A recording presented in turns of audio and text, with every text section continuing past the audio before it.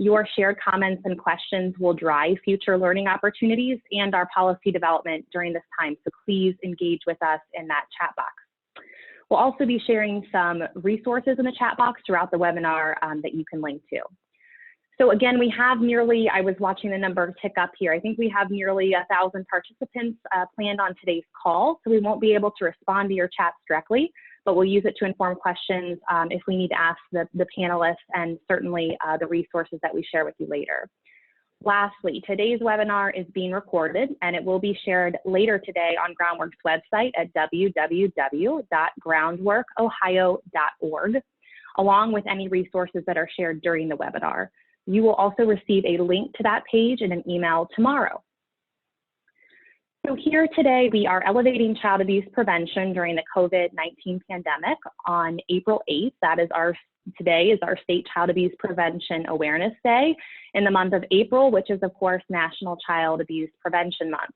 So whether you are in sweatpants or a suit, or perhaps a little bit of both, I invite you to join us in wearing blue today and engage in social media by posting pictures of you and your families and friends wearing blue and elevating the needs of our kids during this time. Even if nobody outside your home sees that blue on you today, please know that we see you, we hear you, and we're here to support you. As is true with all work for children, we could not do this alone. We partnered with the American Academy of Pediatrics Ohio chapter, excuse me, Children's Defense Fund Ohio, Moms to Be, the Ohio Association of Infant Mental Health, the Ohio Children's Hospital Association, and the Public Children's Services Association of Ohio to bring you this webinar today. Thank you to our partners. We all are working side by side in these efforts because we know that we are in this together and all have to be stronger than ever to meet the needs of Ohio's most vulnerable children. You are a part of this critical network of advocates and caregivers, and please, again, lean on us and each other so that we can help you help children and families. We recently learned that during the month of March, as the pandemic policies began to take form, that our state experienced a 48% reduction in referrals for child abuse and neglect. We would have expected to see on average at least 600 calls or referrals per day, and at the end of March, that had been cut in half. And we know this is certainly not because abuse and neglect is not occurring. And as necessary decisions have been made to respond to and protect Ohioans from the coronavirus, young children and their families are increasingly having to respond to the social and economic impacts of these decisions, which ultimately threaten their healthy development and well-being in many cases. We also know that as a result of this pandemic, Ohio families are struggling to meet both their physical and emotional needs. And as a result, our children are suffering and lack their typical networks of support as they have less contact with fewer trusted adults. So without further ado, please join me in welcoming our panelists today, both from Ohio and across the nation, to explore these circumstances further. I'm going to introduce them all at the front end of this webinar so we can keep the webinar moving along later. Our first panelist is Dr. Jonathan Thackeray, Chief Medical Community Health Officer at Dayton Children's Hospital. Dr. Thackeray is the former chief of the Division of Child and Family Advocacy at Nationwide Children's Hospital, Associate Professor of Clinical Pediatrics at the Ohio State University College of Medicine, and Medical Director of the Center for Family Safety and Healing. His professional interests include community health, recognition of sentinel injuries, and intimate partner violence. He's board certified in general pediatrics and child abuse pediatrics. Our second panelist today is Lee Johnson III. He is a senior policy analyst for infant and early childhood mental health at 0 to 3. Lee is an educator, songwriter, and doctoral candidate in public health education and health promotion at the University of Alabama with a concentration in mental health. His research interests include adverse childhood experiences, investigating the impacts of trauma and physical and mental health outcomes, and infant and early childhood mental health. Previously, he taught and worked with children at Arts and Autism in Tuscaloosa, Alabama, the Child Development Research Center in Tuscaloosa, Alabama, and Vogel Alcove Child Center for the Homeless in Dallas, Texas. Our third and final panelist is Dr. Melissa T. Merrick. She is the president and CEO of Prevent Child Abuse America. Dr. Merrick has nearly 20 years of clinical research and leadership experience related to the etiology, course, and prevention of child abuse and neglect.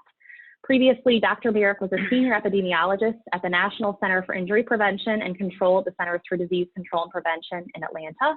and served on a detail in the Office of the Commissioner at the Children's Bureau in the Administration for Children and Families. In partnership with the U.S. Department of Health and Human Services, Office of Child Abuse and Neglect, she served as the lead scientist for the Adverse Childhood Experiences Study at the CDC for 8 years. So as you can see, we have incredible depth and breadth of knowledge and experience joining us today. Thank you to all the panelists for being here to help provide a framework of understanding for the needs of children and families during this time and providing us with tools and strategies to help families. So Dr. Thackeray, I'm now going to turn it over to you. Thank you. All right, thank you. And Lynanne, I just want to make sure you can hear and see me. Yes, I can. Thank you. Okay. All right, thank you. So good afternoon, everyone. I want to start by thanking Shannon Jones and Lynanne and the entire Groundwork Ohio team, as well as the many partner agencies from around the state who have collaborated to make today's event possible. And thank you to everyone, 900 of you that took time out of their day to participate in today's webinar. I know it's an unusual and especially busy time, but what we are talking about today is so critical, and I'm thrilled to see all of you share a passion for this important issue as well. So as Lynanne said, my name is Jonathan Sakurai. I am the Chief Medical Community Health Officer at Dayton Children's Hospital in Dayton, Ohio. In this role, I'm responsible for integrating clinical services and community-based programs to help improve access and improve quality of care for children and families, particularly those families that are adversely affected by the social correlates of health. My clinical work, however, is as a pediatrician who specializes in the evaluation of children with suspected abuse. I've had the opportunity to work with thousands of children across the state over the last 15 years, and it really is a pleasure to get to talk with each of you this afternoon about something I'm passionate about, and that is the prevention of child abuse. Before we talk about the effects of the current pandemic, I think it's important for us to level set, especially for those of you that are joining this webinar to learn more about child abuse. I think it's important to remind ourselves that violence against children affected a significant portion of youth in our state here in Ohio, as well as across the country, long before this pandemic was declared. In 2018, there were over 3.5 million children who received some type of child protective services or alternative response. Nearly 700,000 children were determined to be victims of abuse. And we know those numbers are gross underestimates, right, of the magnitude of abuse that occurs. And that was where we were before coronavirus came to be. We worry now that a hidden crisis and a dramatic increase in child abuse is looming and heading our way soon. If you look at history, history tells us we should worry, quite frankly. If you look at studies of past large-scale international emergencies or natural disasters, things like tsunamis and earthquakes, military disasters, floods, studies consistently show that violence against children increases following events like this. One of the more recent events here in the United States was the recession in 2008, and I'm sure we all remember. There were several studies after that that demonstrated that the rates of abusive head trauma, or what many call shaken baby syndrome, rates of that rose dramatically and persisted for some time afterwards. And as I suspect you'll hear a little bit later in this panel discussion, the increased violence doesn't affect all families equally, right?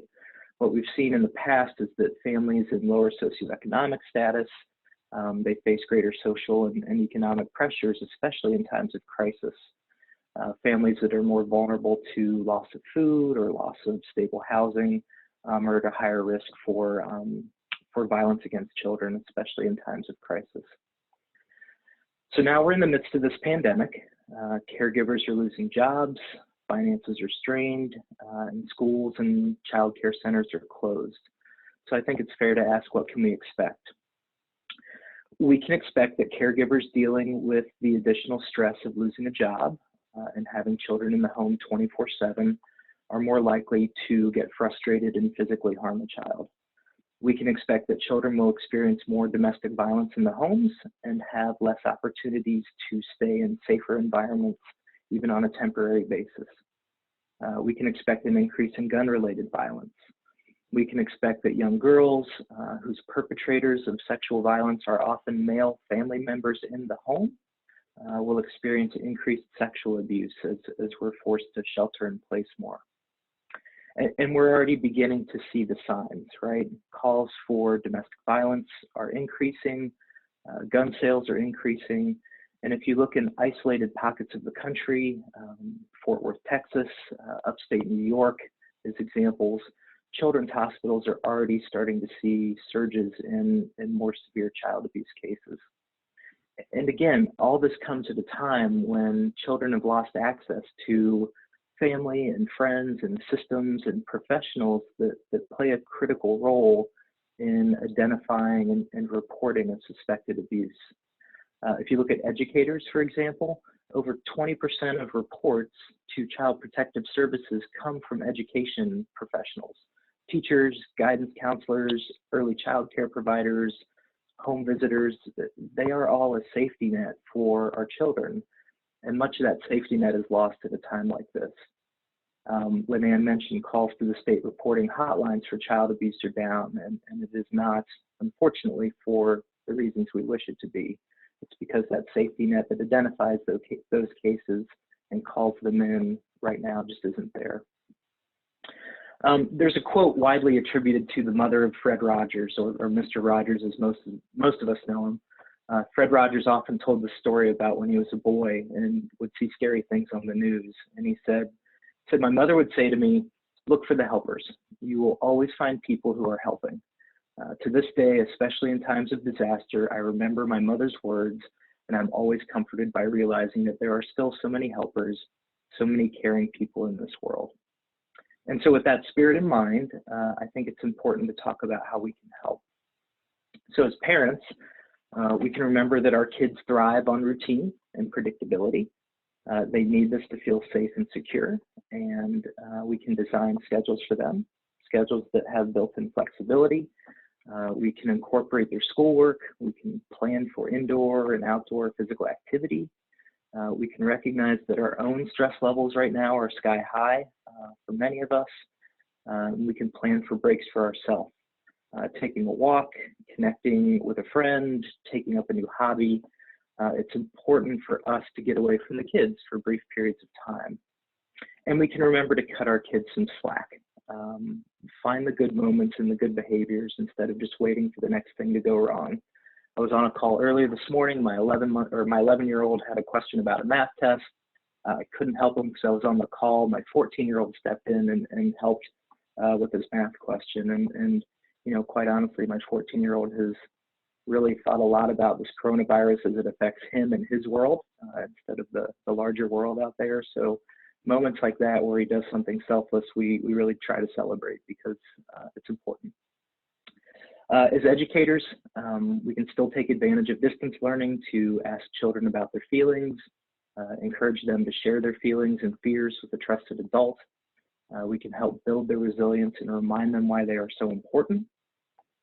As pediatricians, we look for signs of distress or other warning signs in our children. We can listen to how children describe their feelings. We can have direct conversations with the child and the caregiver about how they're feeling.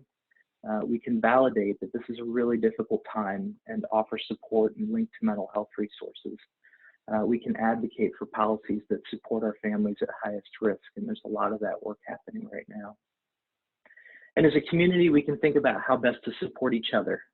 We have to recreate that safety net that we've lost with our children out of schools and out of childcare settings. It's important to find the positive moments every hour, every day, and share those with each other.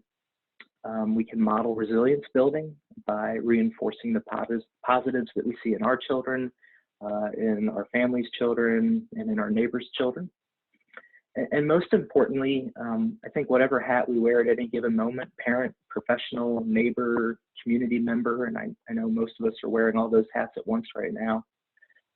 If you have a concern of child abuse, please share that concern. Don't sit on it and hope that you're wrong. Report it to your county child service agency, to your local law enforcement, or call the Child Help National Child Abuse Hotline, 1-800-4-A-CHILD. It's one of the many resources that are included with today's webinar. So with that, again, I will thank you for your time and your attention. There is no doubt that we can do this. As I read recently, reach out to your friends and family. And I will mention, I know my mom's on this webinar, and speaking of mothers earlier, I will say, hello, Mom, I love you. I'm glad you're with us today. But reach out to your friends and family, laugh when you can, and remember that this will pass. And let's help out each other whenever possible. Thank you.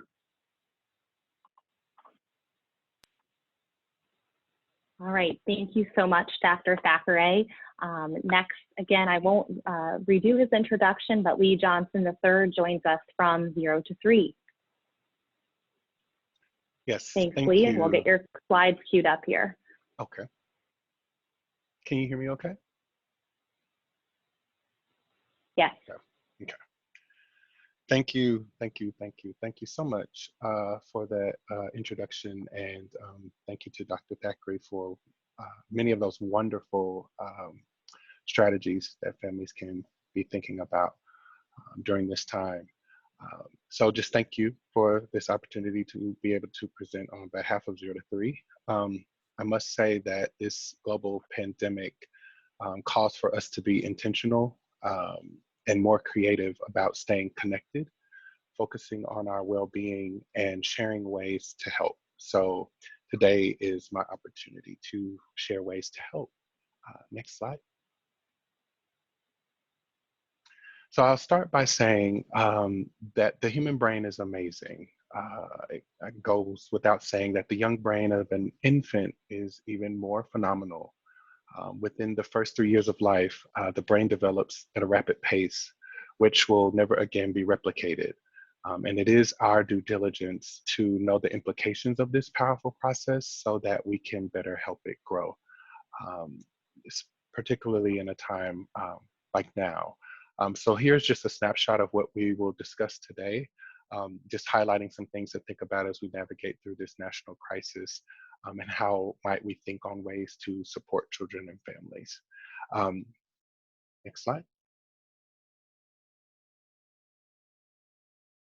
So science explains for us why the first 1,000 days of life matters. You know, here at 0 to 3, an organization focused on infant and toddler policy, it is very important for us to always consider the first 1,000 days of a baby's life. That's what we talk to policymakers about, the importance that with 85% of the brain being developed by the age of 3 and 92% being developed by the age of 5, we acknowledge that brains are built during this critical time of growth.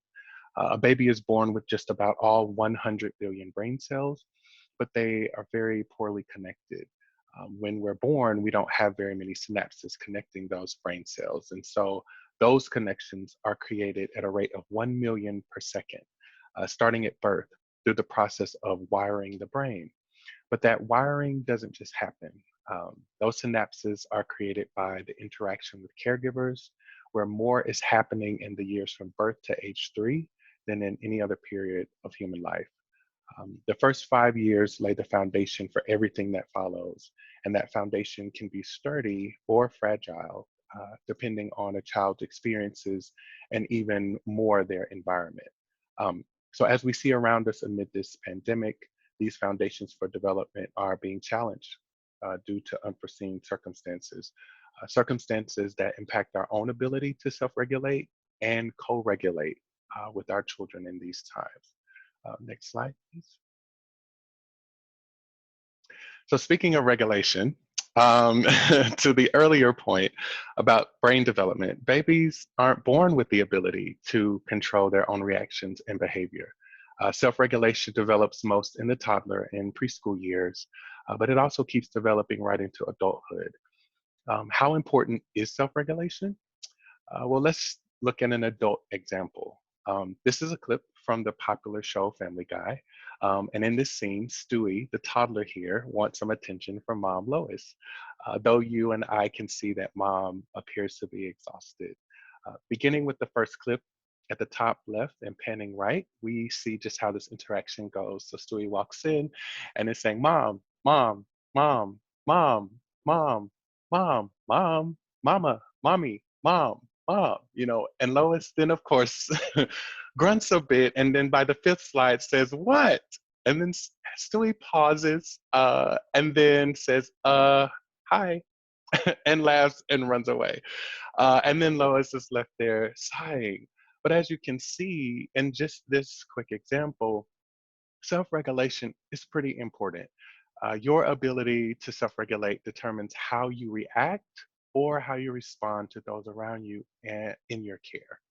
Though this scene is not representative of the current crisis, I'm sure you can imagine what this might look like if Lois was instead juggling work-related responsibilities as well.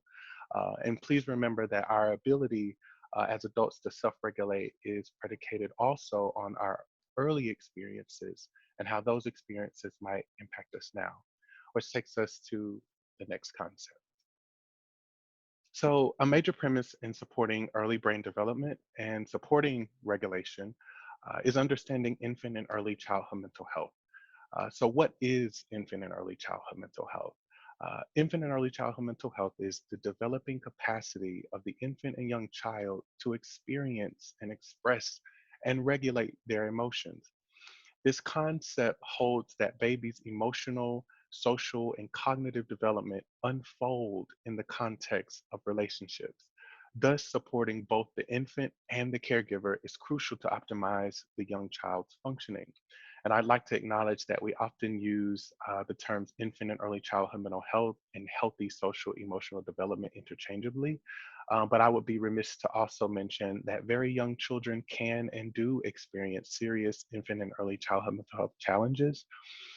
Prevalence estimates like from 9.5% to 14.2% of children aged 0 to 5 experiencing at least one social, relational, or behavioral health disturbance during their growth and development.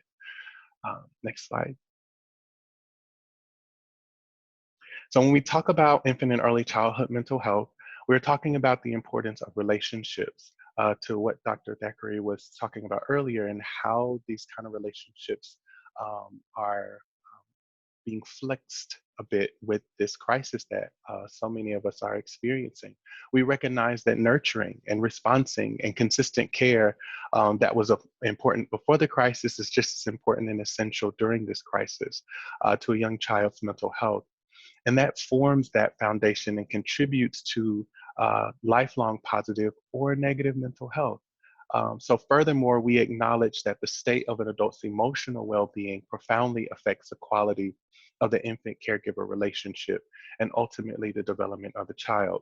So within this concept of infant and early childhood mental health, clinical professionals often speak about this concept called the ghost in the nursery. And so more than 3 decades ago, Selma Freiberg, who was a clinical social worker and child psychoanalyst, introduced this metaphor of ghost in the nursery, which simply referred to the relationship between a parent's early and often negative experiences of the way that they were raised and their own parenting style. So young children who are often abused by their parents can exhibit similar behaviors when they become parents themselves. So often considering the abuse to be normal, because it's how they were raised. And so these ghosts can reappear throughout generations, contributing to cycles of abuse. But about a decade ago, Dr. Alicia Lieberman and her colleagues proposed the concept of angels in the nursery, which speak to positive early experiences between a caregiver and a child that result in the child developing strong feelings of security and self-confidence. So when the child becomes a parent, he or she can draw on those feelings in order to interrupt this cycle of abuse. So Dr. Lieberman suggested that uncovering the angels is as important to the process of healing with parents who may have experienced trauma as is ridding of the ghost. So with a situation like COVID-19, the pandemic, as unpredictable as it is, one can imagine the challenge of consistent caregiving while navigating these unprecedented times and changes in routines.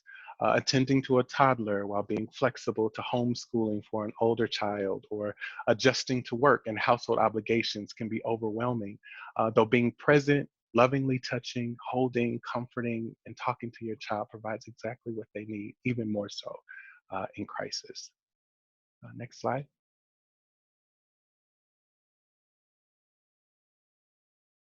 So just as we understand the importance of maintaining nurturing relationships, for most children, this is not always the case.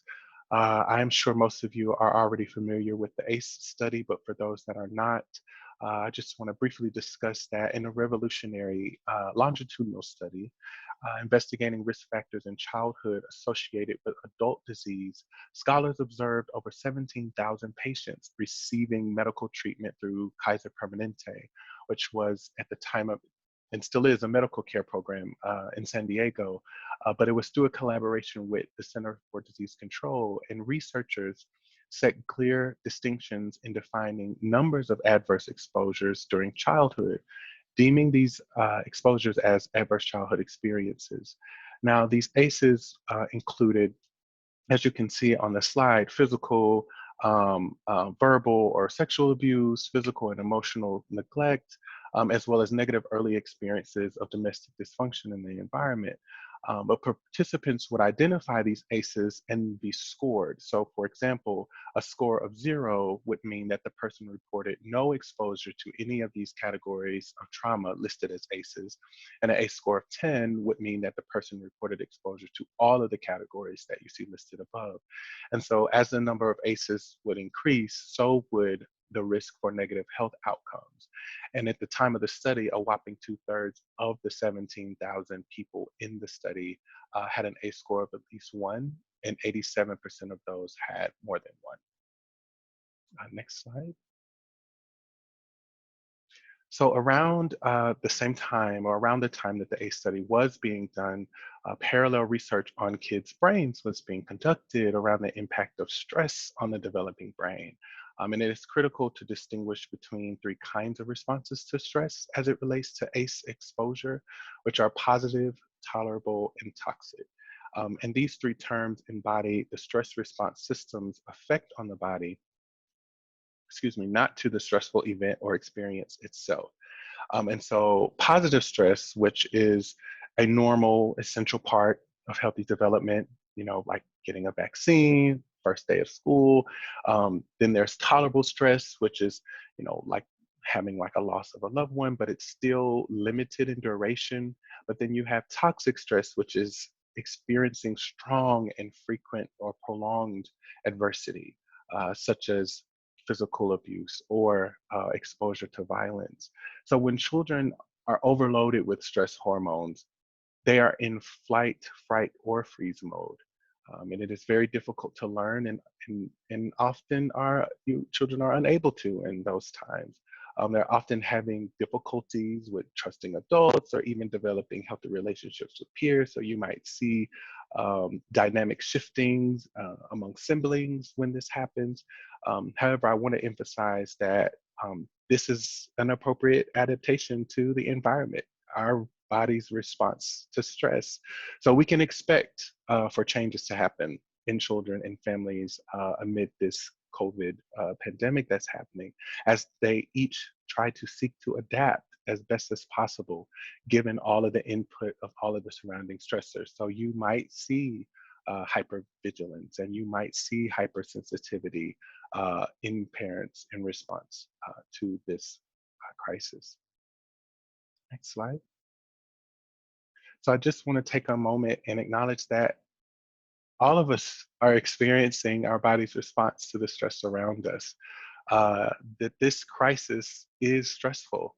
And I must say, for parents, it might be even more difficult. Being a parent is a rewarding and joyful experience, but being a parent can also have its share of stress. Parenting stress and compounded stress, particularly in the midst of a crisis, is overwhelming, especially as it relates to stressors that are placed on parents personally in relation to their child. To mention once more, related to the ghost in the nursery concept, caregiving that we offer as parents is heavily influenced by the caregiving we received as children. With all that is happening, we may find decreases in our ability to self-regulate and increases in our vulnerabilities related to experiences that we had during our own upbringing. Not to mention, this is coupled with several other stressors like unexpected events, switching to telework, or not being able to telework, or not being able to soothe a crying baby, having relationship challenges or feelings of isolations, But to Dr. Thackeray's point, those moments where if you're having to take a moment for yourself, it's imperative to understand that all of these, what these impacts have on you, but also what these impacts can have on your children. Next slide. So one important point I wanted to raise is it is a common misunderstanding that I've heard often related to the impact of trauma on children. I used to work in state government as well, and uh,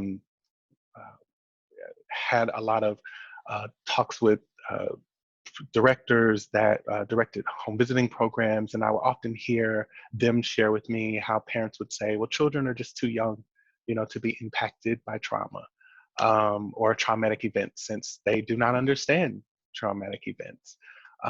Therefore, it's just better if I don't talk to them about it. However, the fact is young children are adversely affected by traumatic events, even though they may not understand what happened. Young brains are particularly sensitive to stress-inducing environments. Next slide. Now, even though children are sensitive to these stress-inducing experiences, their age kind of works in their favor to some degree. As you can see on the graph, it is easier and less costly to form strong brain circuitries during the early years than it is to intervene or fix them later. With this in mind, it is important to understand what our little ones are often up against, even though they have this ability to change in response to experiences. Uh, Next slide.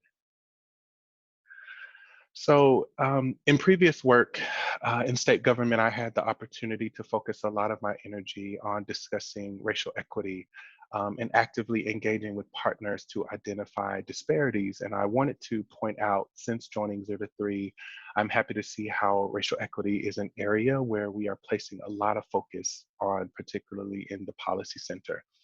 Infancy and toddlerhood are periods of incredible possibility and opportunity. Children grow and develop more rapidly during the first 3 years than any other time in their lives, but oftentimes the odds are stacked against infants and toddlers of color.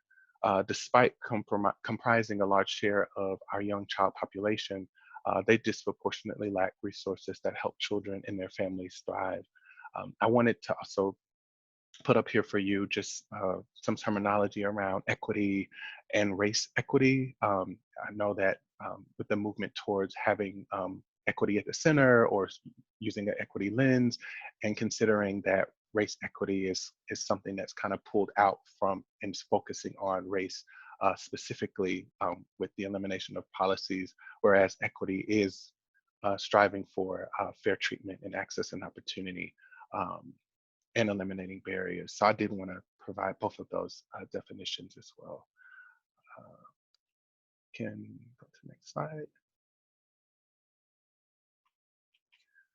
So each year our nation grows more and more diverse, with roughly half of today's 11.8 million infants and toddlers being children of color.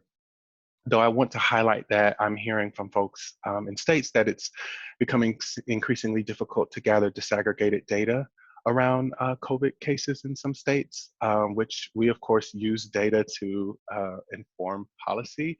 The data, there's just often difficulties, the data is there, but there's often difficulties with retrieving data to determine its impact on particular communities.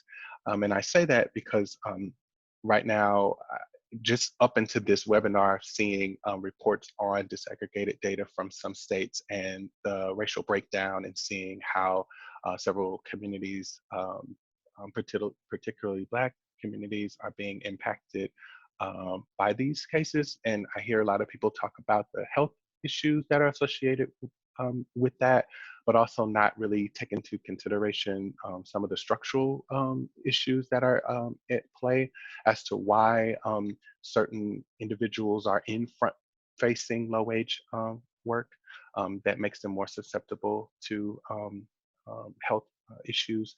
So research tells us that infants and toddlers of color face significant disparities compared to their white peers. Thinking about the current crisis against the backdrop of what we already know is telling. Overall, children of color are more likely to live in families that have low incomes, are more likely to be food insecure, live in poor quality housing, have families that struggle to cover basic expenses, and despite often consistent reports of high rates of employment, parents of color are more likely to work in wage jobs where they're not able to earn a living wage, with unstable schedules and fewer employee-sponsored benefits. Moreover, the stressors associated with not earning a living wage are compounded by challenges assessing or accessing preventive health care services, high quality child care, and interventions for developmental delays and mental health issues. Next slide. So in addition, nearly 3 million children under the age of 3 are members of an immigrant family, and a large share of infants and toddlers in immigrant families are children of color. In addition to the structural barriers that confront other children of color, children in immigrant families face unique systemic challenges tied to their parents' immigration status. So these burdens are more often significant for mixed status families who face persistent fear of family separation due to enforcement actions against undocumented members. Undocumented immigrant parents have higher levels of poverty and are more likely to work in low-wage jobs, often under exploitative conditions as well. Next slide. So experiencing instability and hardship, particularly during the earliest years of life, has long-term consequences for children's and parents' well-being. As you can see in the graph, the impact of losing an infant, with high infant mortality rates, and the impact that has on the parent or the sibling. So a child, can't wait to get their younger brother, or can't wait to get the younger sister, and then something happens. So thinking about families that also have lack critical supports like insurance have an impact early on in life and increase the risk of poor health and developmental delays in childhood. So next slide. So when we think about what families deserve access to, we orient ourselves at 0 to 3 to this infant and early childhood mental health continuum and how a range of services that could support families live on this continuum. We know that especially in this time of instability and lack of routine, which can be unsettling for young children, that consistent responsive caregiving, thoughtfully planned routines, reading activities, and making connections through play is the most supportive protective thing families can provide. As a system investing in the well-being of young children, understanding what we just talked about in terms of the undue burden that some families are facing and the level of added challenges that may create difficulties to be able to be consistent and responsive, it is even more important in making sure parents have access to supports, whether it's virtual, by phone, or web-based, concrete resources that they need to be able to enable them to better provide the kind of caregiving that can support healthy brain development in infants and toddlers and young children. And there's some resources that I can share to give more context about this. Next slide. I just wanted to highlight that 0 to 3 occupies many roles related to infant and early childhood mental health, but I'm going to focus more so on the policy and advocacy piece because our team is working day in and day out from home, of course, to fight for babies and toddlers in the federal stabilization packages, doing all that we can to ensure that the recently passed Families First Act and CARES Act provide families what they need to make it through this crisis and thrive forward. And we are fighting hard right now to make sure that the next package Congress is considering is even more responsive to the needs of families with babies and very young children. Next slide. And so this is just recommendations that 0 to 3 have pulled together of what we've deemed critical needs of babies to protect them during this COVID pandemic.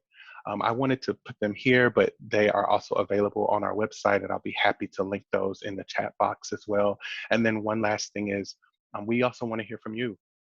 If there are some challenges or things that resources that would be helpful to have that 0 to 3 can help with, we'd be happy to hear from you. So please feel free to reach out to us because we all know that babies can't wait. And the last slide is just my contact information. Okay, thanks so much, Lee, and we'll make sure we get those additional resources to you. In the interest of time, we're going to move right along to Dr. Merrick. And if there's time for a couple questions at the end, we can return there, but I'm not sure we will. So Dr. Merrick, go ahead and continue on.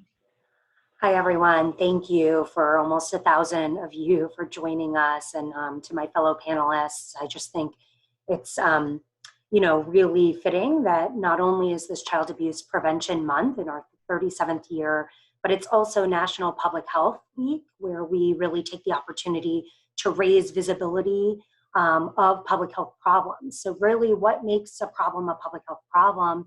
It's, how many people does it impact, right? What's the prevalence? We know violence against children, child abuse and neglect, even in the best scenarios, is very high, right? But a tip of the iceberg prevalence estimate about 1 in 7, obviously an underestimate just for this country in terms of our data systems that are imperfect, et cetera. But we know too that in this period of incredibly increased parental stress, economic instability, food insecurity for so many families, we can imagine that it's even higher right now, as Dr. Thackeray mentioned, and that I've seen in my own work, serving on the at-risk task force for the Hurricane Maria response at CDC.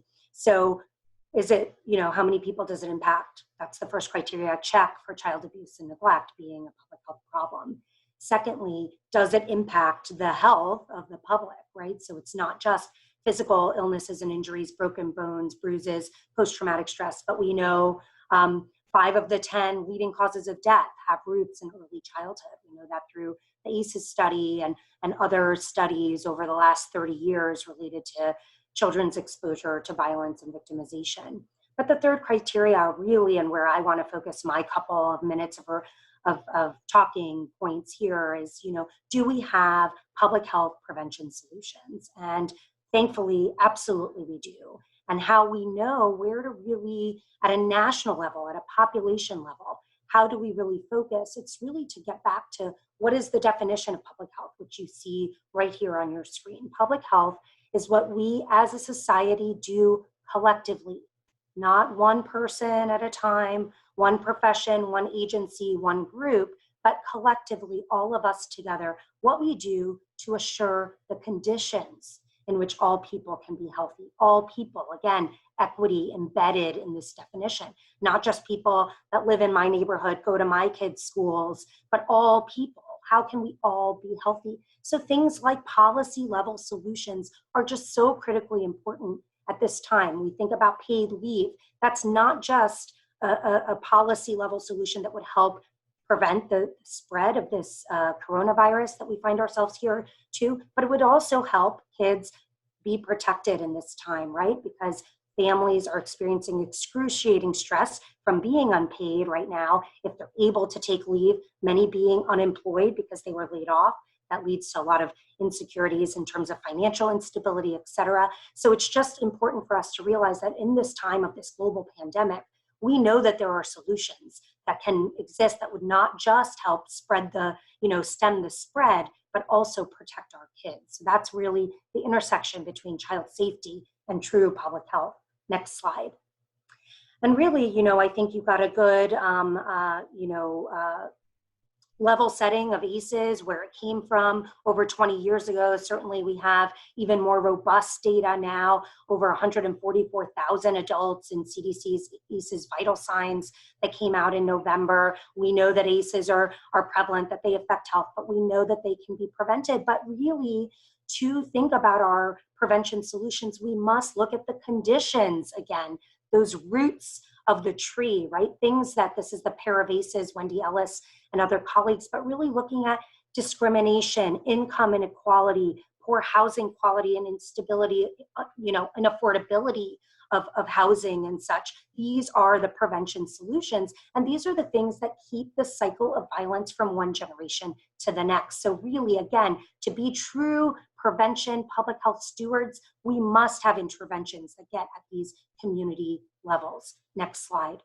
So here you can just see, this is CDC's prevention vision for our country. assuring safe, stable, nurturing relationships and environments for all children. We've heard a lot about relationships, so I just want to kind of reiterate that relationships happen and develop within a context. So within a socio-political environment too, that can either be helpful or not as helpful for children. Again, we want safe, stable, nurturing relationships for parents and children, their own children, but we also want relationships that can be safe, stable, and nurturing for parents and other adults in their community that can protect their children. This is why in this period of physical distancing, we cannot physically distance ourselves and remain emotionally and socially disconnected. It's more important than ever that we remain emotionally and socially connected while being physically distanced. Again, good data to support this in terms of a child abuse prevention solution. Next slide. You can also see here is the vision across HHS Health and Human Service partner agencies. So Medicaid, SAMHSA, child welfare. This was while I was on detail at the Children's Bureau. So really for the child welfare agency for our country, calling out, could we come up with a shared vision for all families, since we all kind of are working with the same families and working to promote public health, creating the conditions for strong, thriving families and communities where children are free from harm. You see it embedded there. Again, this conditions piece, which I believe is really around our policy level solutions. Next slide. So CDC has a whole wealth of resources, but they have very clear guidance to help states and communities really engage in primary prevention solutions, but also prevention solutions across the continuum, primary, secondary, and tertiary. And truly, we would have strategies happening in all of these buckets if we wanted to have a comprehensive public health approach to prevention.